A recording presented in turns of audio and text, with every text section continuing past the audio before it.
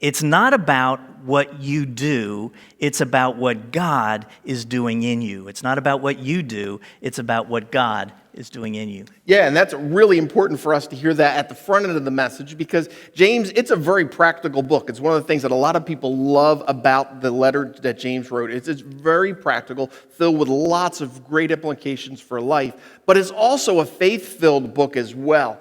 And the challenge is that when we look at those things that we're to do, sometimes we can easily believe that those things we do will help us to earn God's love, or to be right and righteous before God.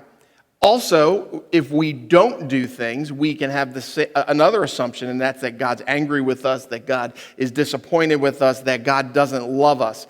That's not the case, and that's why it's so important that we hear it's not about what you do.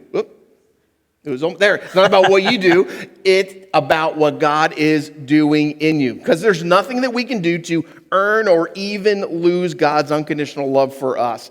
And so, we believe as Christ followers that the motivation for our good works, the reason that we do good deeds, the reason that we serve others and do all those things is because God is doing a work in our life. We don't do good things or avoid bad things even, to earn God's love, but because God has altered our life in such a way that we're inspired to do that. Which is, again, back to our definition for discipleship, which we talk about a lot here, because it's such a great way to teach this, is that we are in the process of being conformed to the image of Jesus Christ. So God does the acting, God does the moving, God does the changing or the transforming, or for us here in our definition, conforming us.